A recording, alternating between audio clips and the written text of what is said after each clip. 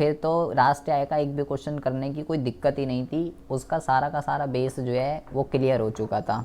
ठीक है, देखिए बेटा ये क्वेश्चन टफ नहीं है यार, ये टफ नहीं है, ये क्वेश्चन सिर्फ बेस के ऊपर बने हुए हैं। तो बहुत ही ज़्यादा ध्यान से सुनेंगे कैसे इन क्वेश्चनों को सॉल्व करना है। सबसे पहले क्वेश्चन के अंदर कहता है कि भाई शुद्ध अप्रत्यक्ष कर को ज्ञात करना है। ठीक है, क्वेश्चन में देखिए डेटा क्या क्या दे रखा है। मिक्स्ड इनकम दे रखी है 3500 रुपये, वेजेस एंड सैलरी दे रखे हैं 300 रुपये, कंपनसेशन यहाँ पे दे रखा है, एम्प्लॉय का कंट्रीब्यूशन दे रखा है 200, सरकारी अंतिम उपभोग है 1400, निवन निर्यात इतना, आयात इतना, अचल पूंजी का उपभोग इतना, एंड NFIA दे रखा है 700, फीटा भी दे रखा है माइनस का 200। अच्छा यहाँ पे एक मैंने कंपोनेंट दिया था, मैंने दिया था संपत्ति तथा उद्यमशीलता से प्राप्त आय। विशाल क्या है ये? प्रचलित आदेश है सर, ओएस। हाँ जी, सर ये तो लाभ है। ये देखो अब। ऑपरेटिंग सरप्लस है सर। हाँ सर ये तो है ना सर, मजबूरी ये लो, ये मैंने जानबूझ के लाभ आता है सर। ये देख लाभ होता है ना। भाई, लाभ तो नीचे लिखा है ना यार, मैं कह रहा हूँ ये 10वें कंपोनेंट में मैंने लिख दिया संपत्ति तथा उद्यमशीलता से प्राप्त है in earning from asset and entrepreneur. ये क्या है रुद्र, क्या है ये बताना जरा, अगर आपको पता है तो। क्या है ये?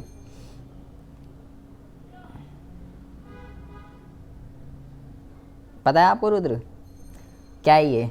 और किसी को पता है? और कौन है यहाँ पे? वो कहाँ गया? उमेश कहाँ है? उमेश नहीं है यहाँ पे। अच्छा, ये है ऑपरेटिंग सरप्लस।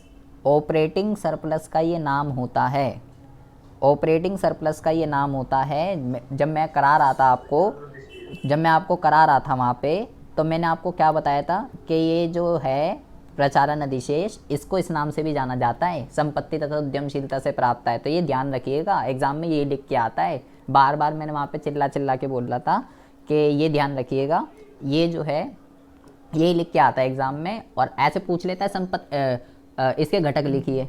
अब नीचे क्या दे रखा है? लाभ, रॉयल्टी, लाभांश, GDCF, change in stock, change in stock, और यहाँ पे लिखा हुआ है व्यक्तिगत उपभोग व्यय। मुझे निकालना है NIT, नेट इनडायरेक्ट टैक्स निकालना है मुझे इस क्वेश्चन के अंदर। मैंने जब इसके कंपोनेंट्स को पढ़ा तो मुझे कंपोनेंट्स पढ़ के इतना तो पता चल गया कि इसके अंदर 2 मेथड के कंपोनेंट दे रखे हैं।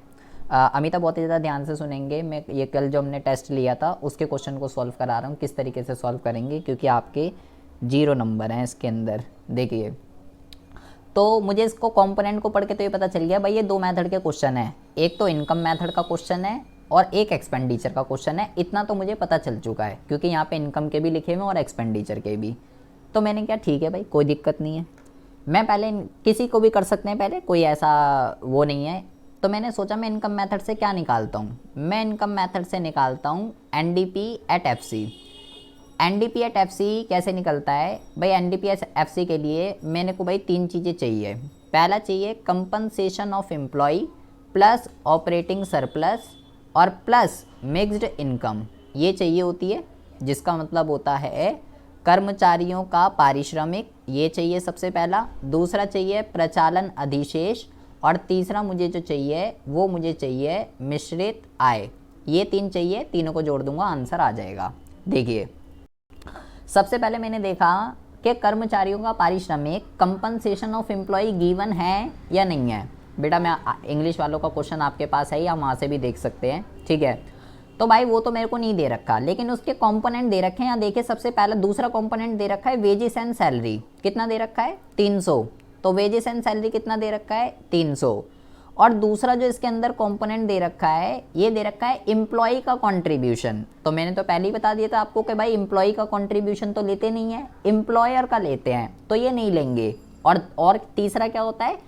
रिटायरमेंट पेंशन, और चौथा होता है पेमेंट इन काइंड। कुछ भी नहीं दे रखा, तो बस खत्म बात। कंपनसेशन ऑफ एम्प्लॉय यही हो गया 300, वेजेस एंड सैलरी। अब आती है बात ऑपरेटिंग सरप्लस की। कहाँ है ऑपरेटिंग सरप्लस? ये रहा ऑपरेटिंग सरप्लस, 10वां कंपोनेंट। प्रचालन अधिशेष का ही नाम होता है संपत्ति तथा उद्यमशीलता से प्राप्त आय।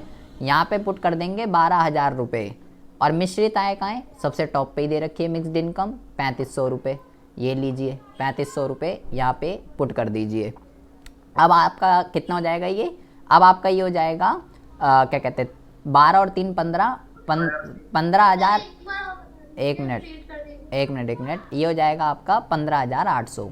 ये क्या आ गया, ये आ गया आपका NDP एट FC। ये हो गया NDP एट FC। देखिए मैं ये कह रहा हूँ बेटा, ये दे रखा है वेजेस एंड सैलरी, ये वेजेस एंड सैलरी दे रखा है 300, ठीक है। और ये एम्प्लॉय का कंट्रीब्यूशन दे रखा है, तो भाई एम्प्लॉय का तो लेते नहीं है ना, एम्प्लॉयर का लेते हैं, तो ये नहीं लेंगे। कंपनसेशन ऑफ एम्प्लॉय, कर्मचारियों के पारिश्रमिक के 4 घटक होते हैं, जिसमें से एक ही दे रखा है वेजेस एंड सैलरी, और तो दे ही नहीं रखा मेरे को। दूसरा जो है ऑपरेटिंग सरप्लस, हमें लगा ये एम्प्लॉय का है, एम्प्लॉयर का नहीं है। तो बेटा एम्प्लॉय का ही तो लिखा बोल रहा हूँ, ये एम्प्लॉय का ही है, कर्मचारी एम्प्लॉय को ही कहते हैं। तो एम्प्लॉय का कंट्रीब्यूशन नहीं लेते, एम्प्लॉयर का लेते हैं, एम्प्लॉयर का। और ये रहा ऑपरेटिंग सरप्लस, ये रहा मिक्स्ड इनकम, तीनों सीधा दे रखे थे। 3,500, 300 और 12,000 इनको जोड़ना था। ये आ गया NDP एट FC। चलिए ठीक है, NDP एट FC आ गया। अब मैंने देखा दूसरा किसका था, एक्सपेंडिचर मेथड का। ये तो मैंने इनकम मेथड से ये निकाल लिया, ठीक है, चलो इनकम मेथड से ये निकल गया। अब मैंने ये देखिए सर मैं दिखाई नहीं लिया आपने। ले ली 3,500, ये रही 3,500। अब यहाँ पे ये देखिए मैंने इसको नहीं ले रहा, लाभ, रॉयल्टी, लाभांश, मैं इसको किसी को नहीं ले रहा। क्यों नहीं ले रहा बताना जरा, दिलखुश, क्यों नहीं लिया मैंने इसको? 11वां, 12वां, 13वां ये कंपोनेंट मैंने क्यों नहीं लिए? सर क्योंकि हमें दिया पड़ा है ना प्रचार। हाँ, मैंने आपको ये बताया था कि भैया जब आपको प्रचालन अधिशेष सीधा गिवन हो और उसके घटक भी दे रखे हों तो घटक को नहीं लेंगे। तो भैया को इसलिए 11, 12, 13 सब फालतू के दे रखे हैं, आपको ऑपरेटिंग सरप्लस सीधा दे रखा है, ठीक है जी। अब आ जाते हैं एक्सपेंडिचर मेथड पे। एक्सपेंडिचर मेथड से हम क्या निकालते हैं, GDP एट MP निकालते हैं। कैसे निकलता है GDP एट MP, कैसे निकलता है, final consumption expenditure plus GDCF and plus net export, इस तरीके से जो है निकलता है। हिंदी में अगर हम बात करें तो इसको हम कहते हैं अंतिम उपभोग व्यय। अंतिम उपभोग व्यय इसको हमें जोड़ना पड़ता है। एंड सकल घरेलू पूंजी निर्माण, सकल घरेलू पूंजी निर्माण इसको हमें जोड़ना पड़ता है। और शुद्ध निर्यात इसको हमको जोड़ना पड़ता है। अब ये 3 चीज़ें देखिए कहाँ दे रखी है क्वेश्चन के अंदर। देखिए मैंने यहाँ पे सरकारी अंतिम उपभोग व्यय कितना दे रखा है, 1400, ठीक है। और सबसे यहाँ पे देखेंगे सरकारी अंतिम उपभोग व्यय, गवर्नमेंट फाइनल कंजम्पशन एक्सपेंडिचर 1400, और ये निजी को ही कहते हैं बेटा व्यक्तिगत उपभोग व्यय, ये दे रखा है 11,000। तो 1400 और 11,000 इसको मैं यहाँ लिख देता हूँ, 1400 और 11,000 इसको मैंने यहाँ पे लिख दिया, ठीक है। सकल घरेलू पूंजी निर्माण, सकल घरेलू पूंजी निर्माण भी सीधा दे रखा है, ये रहा सकल घरेलू पूंजी निर्माण 1900, कुछ करना नहीं है, 1900 ये दे रखा, 1900 प्लस शुद्ध निर्यात। शुद्ध निर्यात कहाँ दे रखा है, सीधा घटक दे रखे हैं, ये रहा शुद्ध निर्यात कितना, 3,000। मतलब कुछ है ही नहीं, मतलब मैंने कुछ ना करा, आयात दे रखा है कि माइनस का प्लस का, सारे घटकों को सीधा दे रखा था, सब जोड़ने थे। कितना हो जाएगा ये हो जाएगा 12,400 प्लस ये हो जाएगा 4,900, ठीक है जी। इसको हम जोड़ लेते हैं, 12 और 4 कितने होते हैं, 16, इसको हम ऐसे जोड़ लेते हैं 12,400 और ये आ जाएगा आपका 4900। तो 0 0 9 4 13 4 5 6 7 और 1 17,300, ये आ गया 17,300। क्या है ये आया है GDP एट MP। चलो ठीक है, ये भी निकाल लिया GDP एट MP और ये भी निकाल लिया NDP एट FC। लेकिन मुझे तो ये नहीं निकालना था, मुझे क्या निकालना है क्वेश्चन में, मुझे क्वेश्चन में निकालना है नेट इनडायरेक्ट टैक्स, ठीक है। अच्छा, नेट इनडायरेक्ट टैक्स निकालना है। अब मैंने क्या करा, नेट इनडायरेक्ट टैक्स तो किसी भी मेथड का कंपोनेंट नहीं है बेटा, तो अब मैंने क्या करा, मैंने जो है GDP at MP is equal to NDP at FC इसको रख दिया ऐसे इक्वल टू में। किसी को कहीं भी रख सकते हैं, ठीक है, कहीं पे भी रख सकते हैं, हर जगह से आंसर आएगा। आप चारों में NDP एट FC को लेफ्ट साइड रखूं और GDP एट MP को राइट साइड रखूं, कोई दिक्कत नहीं है, रख दो, कन्वर्जन ही तो करनी है, जहाँ से करोगे आंसर तो वहीं से आएगा। अब देखिए मुझे ग्रॉस चाहिए, मेरे पास नेट है प्लस डेप्रीसिएशन, मुझे डीपी चाहिए, मेरे पास डीपी है, ठीक है। मुझे एमपी चाहिए, मेरे पास एफसी है प्लस का एनआईटी, यहाँ लिख देते हैं। एनडीपी एट एफसी मैंने कितना निकाल लिया है, एनडीपी एट एफसी मैंने निकाल लिया 15,800 प्लस डेप्रीसिएशन। डेप्रीसिएशन देख लेते हैं, डेप्रीसिएशन अचल पूंजी का उपभोग ये होता है 300, ये दे रखा है 300, इसको यहाँ 300 पुट कर देते हैं, ठीक है। जीडीपी एट एमपी की वैल्यू 17,300, ये भी मैंने निकाल ली है, ये रही जीडीपी एट एमपी, इसकी भी वैल्यू निकाल ली है। डेप्रीसिएशन 300 दे रखा है और एनआईटी तो है ही नहीं क्वेश्चन में, वो तो मुझे निकालना है, ठीक है। 17,300 इज इक्वल टू, इन दोनों को जोड़ लेते हैं, 16,100 plus NIT and it will be, ये हो जाएगा आपका 16, इसमें से माइनस कर देंगे एनआईटी, तो एनआईटी का जो आपका आंसर आ जाएगा ये आ जाएगा आपका, इसको इसमें से हम माइनस कर लेते हैं, क्या कहते हैं, एक मिनट रुकिए ज़रा, 17,300 में से माइनस कर लेते हैं 16,100, 1200 आ जाएगा answer, 1200 is equal to NIT. बताइए क्या दिक्कत है इस क्वेश्चन में, कुछ दिक्कत? हाँ जी, ऐसे भी तो निकाल सकते थे सर, जैसे GDP MP minus GDP FC, GDP FC में जब जोड़ देंगे तो जीडीपी एफसी बन जाता है, इधर जीडीपी एमपी निकला था तो माइनस कर दो GDP MP minus GDP FC. हाँ हाँ कोई दिक्कत नहीं है, वैसे भी कर सकते हो, ऐसे भी कर सकते, बात तो वही है यार, ये जो है ये क्या बनेगा, ये यही तो बनेगा बेटा, जीडीपी एट एफसी तो बनेगा ना, ये तो जीडीपी एट, बात तो वही है, अरे तो कोई अलग चीज़ थोड़ी है, ये जीडीपी एट एफसी तो बन गया कन्वर्जन में। तो कोई क्या था इस क्वेश्चन में, कुछ नहीं था। आवाज़ आ रही है आपको? अंतिम आप दोबारा आ जाइए, आपका नेट इशू है शायद, इसलिए आपको स्क्रीन नहीं दिख रही है। रुद्र समझ में आया ये क्वेश्चन? कहाँ गया रुद्र, कहाँ गया भाई, रुद्र कहाँ गया? अंतिम आवाज़ आ रही है? ठीक है, अब आ जाइए दूसरे क्वेश्चन पे। दूसरे क्वेश्चन में कहता है सकल घरेलू अचल पूंजी निर्माण ज्ञात कीजिए। सकल घरेलू अचल पूंजी निर्माण ज्ञात कीजिए, क्वेश्चन मैंने पढ़ा, मिश्रित आय, हाँ जी हाँ जी आपने अभी जो क्वेश्चन समझाया था, हाँ जी, वाला, ये एक बार वापस समझा दो। स्क्रीन दिख गई आपको? ठीक सर। मैंने इस क्वेश्चन के अंदर, मैंने जो क्वेश्चन नंबर फर्स्ट किया है, ये जो है बेटा आय विधि और व्यय विधि दोनों का क्वेश्चन है। सबसे पहले मैंने आय विधि से एनडीपी एट एफसी को निकाला। कैसे निकलता है? कर्मचारियों का पारिश्रमिक, प्रचालन अधिशेष और मिश्रित आय, तीनों वैल्यू सीधा सीधा दे रखी थी, तीनों वैल्यू को मैंने सीधा सीधा पुट कर दिया। बस प्रचालन अधिशेष का जो दूसरा नाम है वो होता है संपत्ति तथा उद्यमशीलता से प्राप्त आय, वही मैंने यहाँ पे पुट कर दिया। मिश्रित आय भी सीधा दे रखी थी। कर्मचारियों के पारिश्रमिक का घटक दे रखा था, मजदूरी तथा वेतन, तो मैंने यहाँ से एनडीपी एट एफसी निकाला सबसे पहले।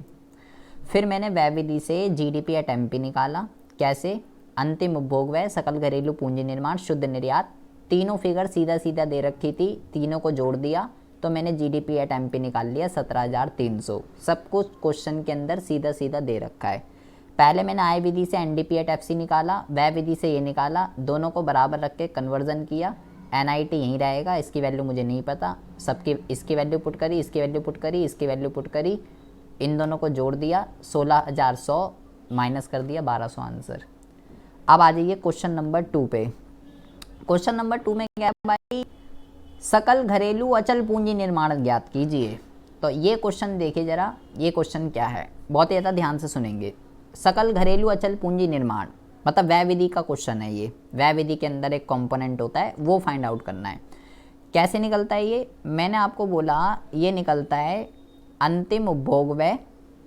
सबसे पहले तो इसको जोड़ते हैं, अंतिम उपभोग व्यय प्लस यहाँ पे हम लिखते हैं सकल घरेलू पूंजी निर्माण, यहाँ पे ये लिखते हैं, और प्लस यहाँ पे हम लिखते हैं शुद्ध निर्यात, यहाँ पे ये लिखते हैं। अब देखिए बेटा, बस एक ट्रिक थी बस यहाँ पे। मैंने आपको क्या बोला कि जब अंतिम उपभोग व्यय जब ना दे रखा हो तो निजी और सरकारी दोनों को जोड़ देते हैं, आंसर आ जाता है निजी अंतिम उपभोग व्यय और सरकारी अंतिम उपभोग व्यय। फिर मैंने आपको ये बताया था, मेरे को क्वेश्चन में क्या निकालना है बेटा, सकल घरेलू अचल पूंजी निर्माण, ये निकालना है। तो मैंने आपको ये बताया था कि सकल घरेलू पूंजी निर्माण के 3 फॉर्मूले बताए थे, 3 सूत्र बताए थे। तो उसमें से अगर आपको एक सूत्र याद हो, मैंने आपको ये लिखवाया था कि अगर आपको सकल घरेलू अचल पूंजी निर्माण दे रखा हो, सकल घरेलू अचल पूंजी निर्माण अगर आपको दे रखा हो, तो आपको इसके अंदर स्टॉक में परिवर्तन जोड़ना पड़ेगा, तब जाके आपके पास ये आता है। मैं इसको ये वाला फॉर्मूले में क्यों लिख रहा हूँ, क्योंकि मुझे ये घटक निकालना है, ये घटक निकालना है मेरे को क्वेश्चन के अंदर, इसलिए मैंने GDCF का ये वाला फॉर्मूला लिखा है। और प्लस शुद्ध निर्यात इसको यहाँ पे पुट कर देंगे। सारी वैल्यू दे रखी है, अब मैं पुट करता हूँ। देखिए सबसे पहले क्वेश्चन में दे रखा है मिश्रित आय, इसको यहीं छोड़ दीजिए अभी, पहले आ जाइए। देखिए सबसे पहला जो घटक दे रखा है निजी अंतिम उपभोग व्यय, निजी को ये कहते हैं व्यक्तिगत उपभोग व्यय। और एक 5वां कंपोनेंट देखेंगे, यहाँ पे लिखा हुआ है सरकार द्वारा अंतिम वस्तुओं और सेवाओं पर व्यय, इसको कहते हैं सरकारी अंतिम उपभोग व्यय। निजी अंतिम उपभोग व्यय का मतलब परिवार क्षेत्र वगैरह ने कितना खर्चा किया अंतिम वस्तुओं और सेवाओं पर, और सरकारी अंतिम उपभोग व्यय का मतलब होता है सरकार ने अंतिम वस्तुओं पर कितना किया। ठीक है, तो निजी कितना दे रखा है 11,000, सरकारी दे रखा है 14,000। यहाँ वैल्यू को पुट कर देता हूँ, 11,000 प्लस 14,000, ये आ गई यहाँ पे। मुझे ये निकालना है सकल घरेलू पूंजी निर्माण, इसको तो मैं x मान लेता हूँ। और अब आती है बात स्टॉक में परिवर्तन की। स्टॉक में परिवर्तन अगर आप देखेंगे, तो यहाँ पे 13 पॉइंट मैंने क्या लिखा है, अंतिम स्टॉक पर प्रारंभिक स्टॉक का आधिक्य। क्या समझाया था बेटा मैंने आपको ये समझाया कि स्टॉक में परिवर्तन जो है कैसे निकलता है, closing stock minus opening stock. इसकी ये चालबाजी समझाई थी ना, क्या है ये, मैंने आपको ये बताया था कि अगर मान लो क्लोजिंग 500 है, ओपनिंग 200 है, आंसर कितना आएगा 300। प्लस की संख्या आती है, कब आती है प्लस की संख्या, अगर क्लोजिंग ज़्यादा है और ओपनिंग कम है तो प्लस की संख्या आती है। देख लीजिए आपके सामने, अगर अंतिम की वैल्यू ज़्यादा है, अंतिम की वैल्यू अगर ज़्यादा है और प्रारंभिक की कम है तो प्लस की वैल्यू आती है। इसको कहते हैं इस सिचुएशन को प्रारंभिक पर अंतिम का आधिक्य, ये कहते हैं इस चीज़ को कि जी प्रारंभिक स्टॉक पर अंतिम स्टॉक ज़्यादा है। और मैंने दूसरा ये बताया था, अगर मान लीजिए क्लोजिंग स्टॉक माइनस ओपनिंग, अगर मान लीजिए ये 500 है ये 700 है, तो आंसर कितना आएगा माइनस का 200। ऐसा कब हुआ, जब ओपनिंग की स्टॉक की वैल्यू ज़्यादा होती है क्लोजिंग स्टॉक से, तो आंसर नेगेटिव में आता है। इस चीज़ को कहते हैं अंतिम पर प्रारंभिक का आधिक्य। क्या कहते हैं इसको, अंतिम स्टॉक पर प्रारंभिक का आधिक्य, अंतिम पर प्रारंभिक का आधिक्य, इसको ये कहते हैं। अब क्या लिखा है क्वेश्चन में, अंतिम स्टॉक पर प्रारंभिक स्टॉक का आधिक्य, ये लिखा हुआ है क्वेश्चन के अंदर। और मैंने बोला था आपको, ये समझाया था कि अभी प्रारंभिक ज़्यादा है मतलब वैल्यू नेगेटिव की है। ठीक है, अगर वो प्लस की भी लिखता तो भी माइनस लेते हम, इसमें माइनस लेते हैं और वैल्यू खुद ही नेगेटिव में दे रखी है, तो आपको प्लस करना पड़ेगा। यहाँ पे कितनी वैल्यू दे रखी है, वैल्यू दे रखी है माइनस का 300। यहीं पे सब मिस्टेक हो गया। हाँ, तो यहाँ पे लेंगे प्लस का 300, क्योंकि वैसे मुझे माइनस करना होता है क्योंकि ओपनिंग की वैल्यू ज़्यादा है क्लोजिंग की कम है, लेकिन वो फिगर ही माइनस की दे रखी है, तो माइनस माइनस प्लस हो जाएगा यहाँ पे। और प्लस शुद्ध निर्यात। अब शुद्ध निर्यात का देखिए सेम सिनेरियो वही लगेगा। यहाँ पे आ जाइए, लिखा हुआ है आयातों पर निर्यातों का आधिक्य।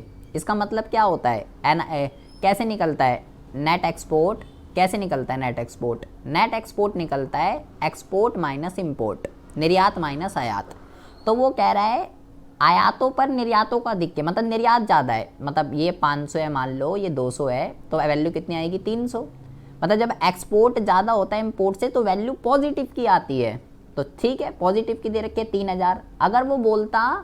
अगर वो बोलता निर्यातों पर आयातों का आधिक्य और फिगर पॉजिटिव की देता तो नेगेटिव की लेते, ये समझाया था मैंने आपको। तो यहाँ पे ये 3000 दे रखा है, ये 3000 यहाँ लिख लेते हैं।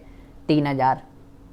अच्छा, यहाँ पे चल रहा है GDP एट MP, यहाँ लिख देते हैं GDP at MP is equal to, ये कितना हो जाएगा, ये हो जाएगा आपका 25,000 और प्लस इसको 300x मत लिख देना, ये ऐसे ही रहेगा, नंबर और वेरिएबल ऐड नहीं होते कभी, कहीं 300x लिख दो, बहुत सारे बच्चों के दिमाग में चल होगा 300x। तो ये आ गया GDP at MP is equal to 25,000, 28,000, 28,300, 28,300 plus x, ये आ जाएगा आपका आंसर।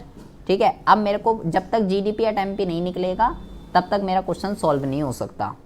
तो अब आ जाइए आय विधि पे। आय विधि पे क्या निकालते हैं, NDP एट FC, ये निकालते हैं आय विधि पे। देखिए आय विधि के घटक क्या दे रखे हैं। सबसे पहले आ जाइए आय विधि का कर्मचारियों का पारिश्रमिक, कंपनसेशन ऑफ एम्प्लॉय नहीं दे रखा, लेकिन इसके दो कंपोनेंट दे रखे हैं, मजदूरी और वेतन और मालिक का योगदान। 13,800 और 12,000 जोड़ देते हैं, 13,800 और 1,200 दे रखा है, ये जोड़ दिया।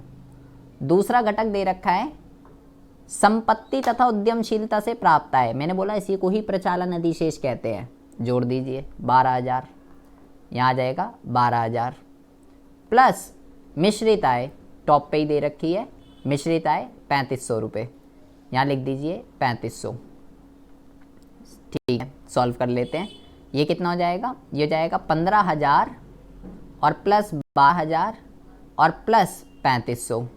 यहाँ पे कितना आ जाएगा, यहाँ पे जो आ जाएगा ये आ जाएगा 27,000 plus 3,500 and it will be 30,500, ये आ जाएगा NDP एट FC। एक चीज़ आ गई मेरे पास, अब मैं इसकी मदद से GDP एट MP निकाल लेता हूँ। मुझे GDP एट MP चाहिए और मेरे पास ND एट FC है, तो मुझे ग्रॉस चाहिए, मेरे पास नेट है प्लस डेप्रीसिएशन, DP ठीक है, MP का फॉर्मूला प्लस NIT, ये आ जाएगा।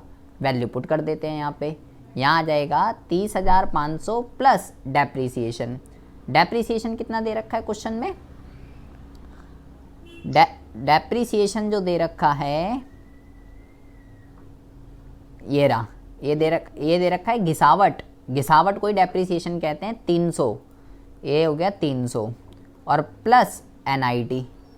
NIT जो दे रखा है क्वेश्चन में, बहुत ज़्यादा ध्यान से सुनेंगे, NIT यहाँ आ जाइए दूसरे पे क्या लिखा हुआ है, आर्थिक सहायता पर अप्रत्यक्ष कर का अधिक्य।